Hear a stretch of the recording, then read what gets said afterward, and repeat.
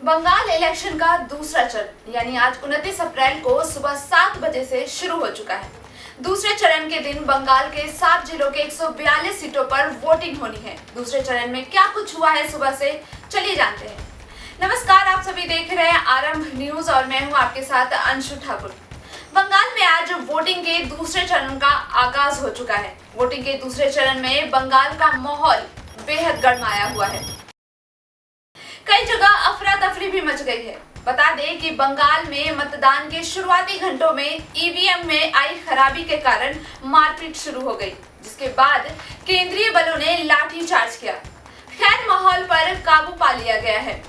हिंसा की खबरें आने पर ममता बनर्जी ने केंद्रीय बलों की कड़ी आलोचना करते हुए कहा कि वो टीएमसी के नेताओं को चुन रहे हैं। उन्होंने ये भी आरोप लगाया कि केंद्रीय बल बीजेपी के इशारे पर काम कर रही है। इसके साथ ही कई अलग अलग वरिष्ठ नेता भी अपने सोशल मीडिया हैंडल पर दूसरे चरण में वोट डालने के लिए लोगों को अपील और मोटिवेट करते नजर आए। कांग्रेस के अध्यक्ष मल्लिकार्जुन खड़गे ने ट्विटर पर बंगाल की जनता से बड़ी संख्या में वोट करने का आग्रह किया और उन्होंने ये भी कहा कि बिना किसी डर के अपने लोकतांत्रिक अधिकार का प्रयोग करें।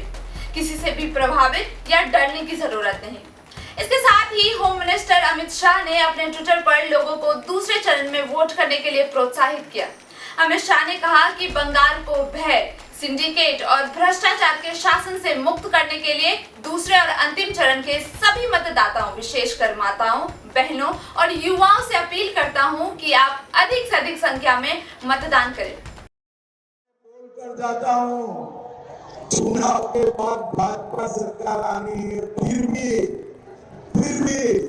7 दिन तक सीआरपीएफ यही रहने वाली है।